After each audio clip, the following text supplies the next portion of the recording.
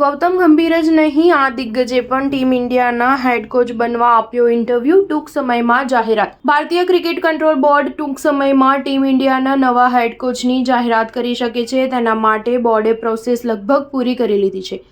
એવા સમાચાર હતા કે ગૌતમ ગંભીર ટીમ ઇન્ડિયાના નવા હેડ કોચ બની શકે છે, પરંતુ એક રિપોર્ટ પ્રમાણે BCCIએ ગંભીરની સાથે વધુ એક દિગ્ગજનું ઇન્ટરવ્યૂ લીધું છે.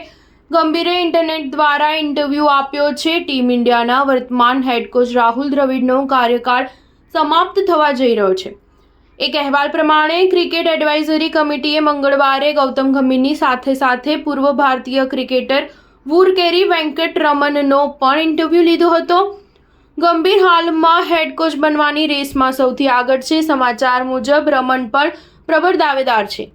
તેમણે ઇન્ટરવ્યૂ દરમિયાન સારું પ્રેઝન્ટેશન રજૂ કર્યું છે, પરંતુ નવા હેડ કોચ કોણ હશે તે અંગે કોઈ નિર્ણય લેવામાં આવ્યો નથી.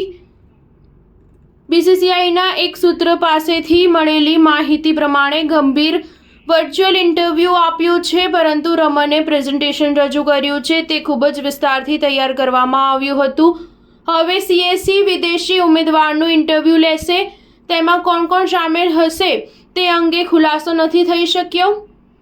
BCCI નવા સિલેક્ટરની પણ તલાશ કરી રહી છે. તેના માટે કેટલાક ઉમેદવારને શોર્ટલિસ્ટ પણ કરવામાં આવ્યા છે. સિલેક્ટર પદ માટે ટૂંક સમયમાં ઇન્ટરવ્યૂ લેવામાં આવી શકે છે, પરંતુ આ અંગે હજુ સુધી કોઈ પ્રકારની સત્તાવાર માહિતી સામે નથી આવી. ટીમ ઇન્ડિયાના નવા હેડ કોચની જાહેરાત ટૂંક સમયમાં થઈ શકે છે. ભારતના વર્તમાન હેડ કોચ રાહુલ દ્રવિડનો કાર્યકાળ T20 વર્લ્ડ કપ 2024 બાદ સમાપ્ત થઈ જશે. દ્રવિડે હેડ કોચ માટે બીજી વખત અરજી નહોતી કરી.